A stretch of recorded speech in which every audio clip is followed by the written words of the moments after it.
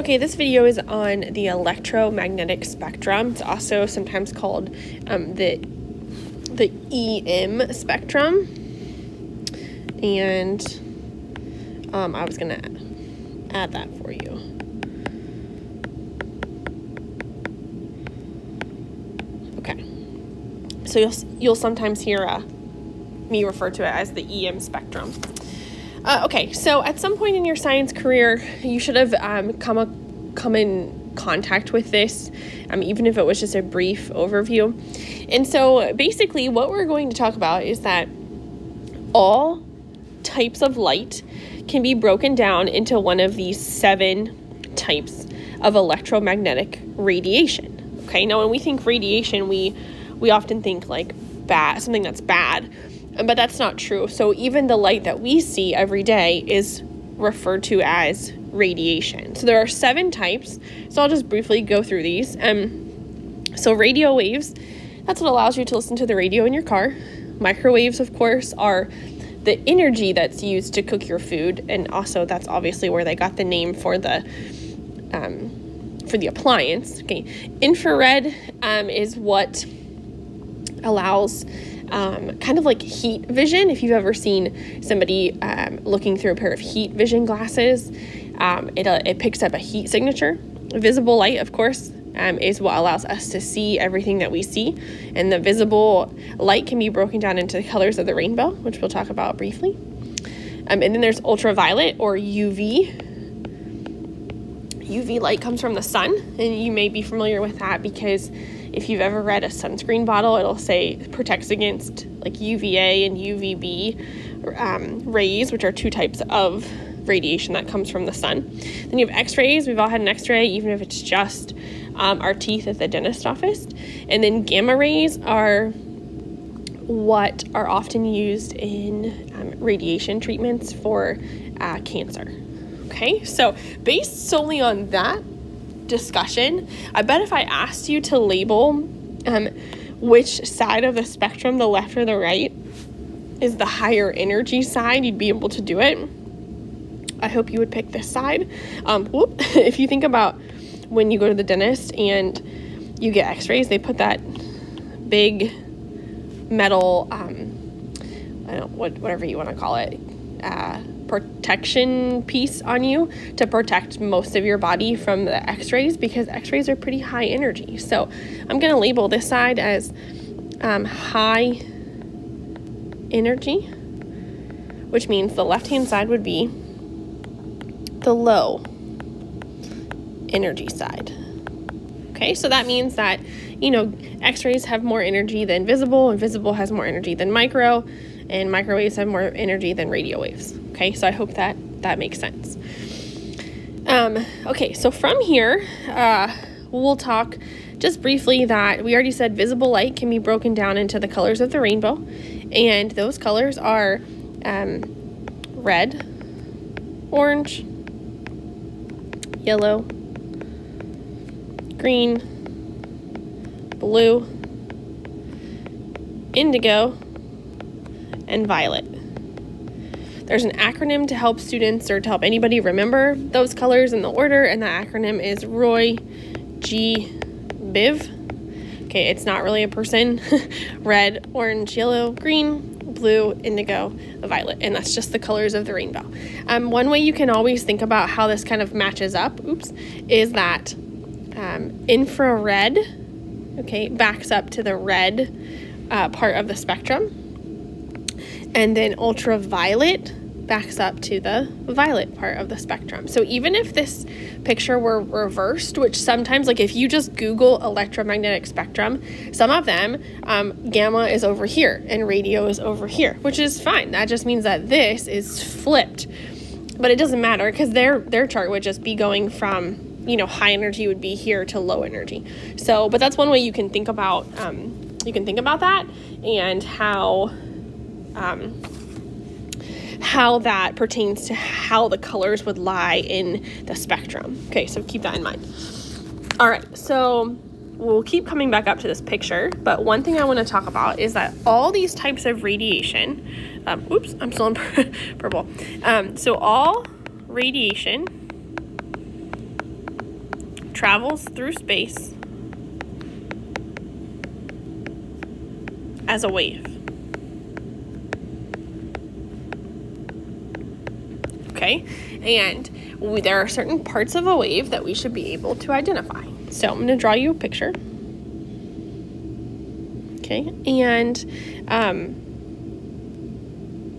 so if we think about kind of the height of the wave, that's called the amplitude. And then the distance between those peaks, which are called crests, just like the crest of a wave at the beach, is called the wavelength. And I think that should kind of make sense. All right, so it's called the wavelength. Now there's another term which we'll talk about in a little bit, and that's the term frequency. So far we know that we can classify a wave by its amplitude, by its height, and also by its wavelength, okay, the distance between crests. So if you had this wave and this wave, right, we should be able to answer a couple things. Now, we don't do a whole lot talking about amplitude, but the bigger one is the wavelength. So if you had to pick which wave has a bigger wavelength here, hopefully you could do that. So you're looking at this distance compared to this distance, right? So this one definitely has the larger wavelength, and this one has the smaller.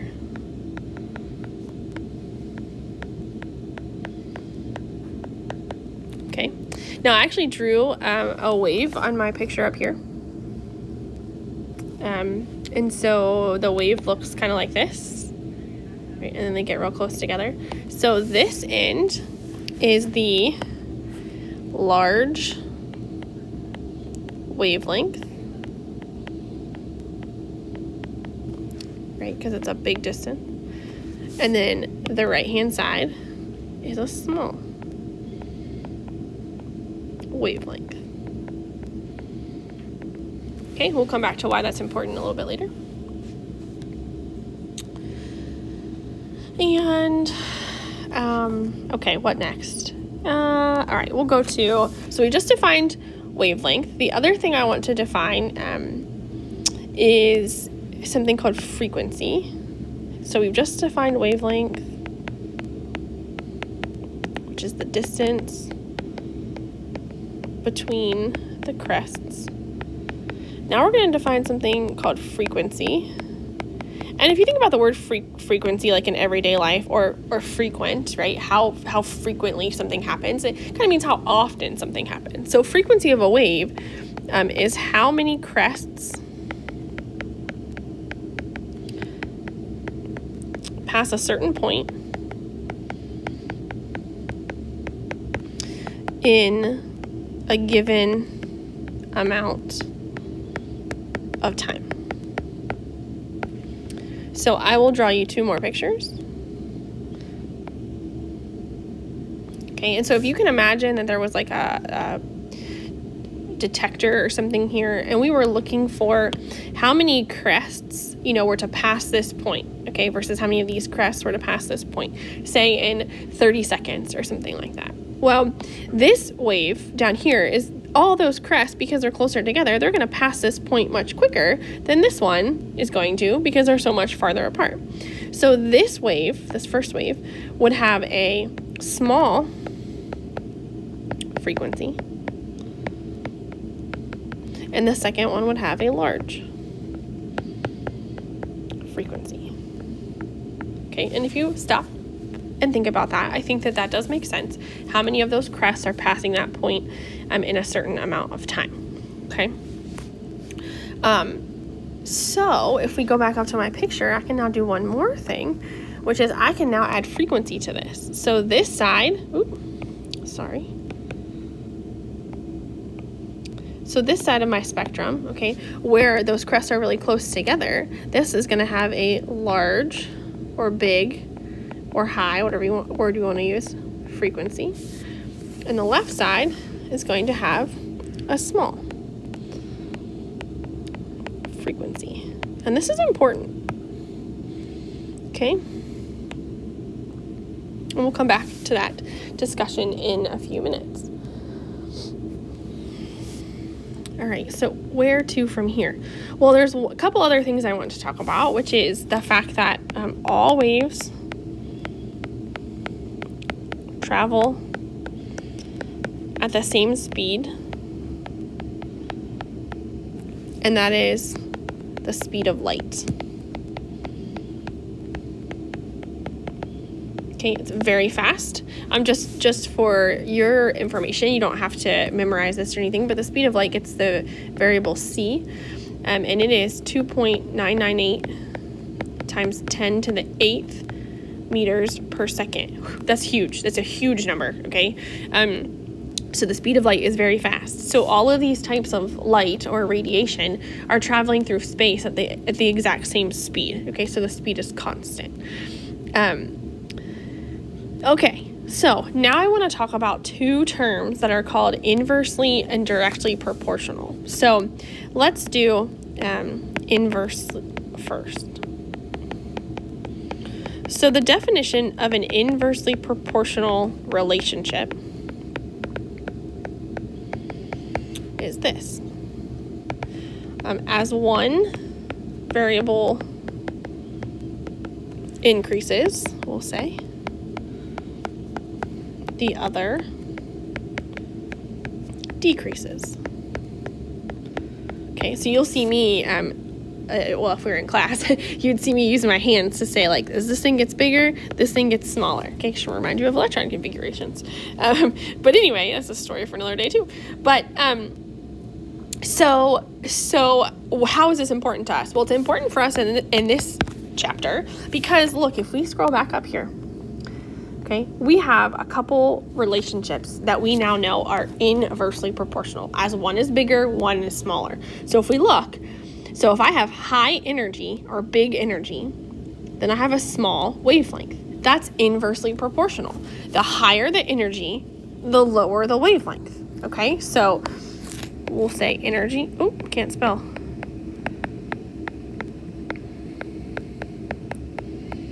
So then I'm going to write as energy increases, wavelength decreases, or vice versa. I always could have said it the other way. Okay, and there's a second inversely proportional relationship, and that is between wavelength and frequency. So the second one is, so here's the first one. The second one is wavelength and frequency. Okay, so again, we could say as wavelength increases, what did I just say? As wavelength increases, frequency decreases, okay, or backwards. So that's what it means to be inversely proportional. So then what does it mean to be directly? And directly proportional means, as you might guess, as one variable increases, another increases. Or as one decreases, another decreases. See, that's the same idea. Okay, so if I was going to draw my little arrows here, I could say as one increases, another increases, or as one decreases, another, cut my arrow off, another decreases. So that's directly proportional. And my example from my discussion up here would be high energy and a big frequency. So energy and frequency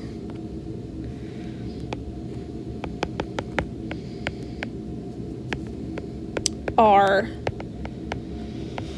directly proportional. So you could say as energy increases, frequency increases. Okay, so those are the three relationships. So I'll kind of write them. So we'll do energy increases, frequency increases, right? That's direct. And then energy increases, wavelength decreases. That's inverse.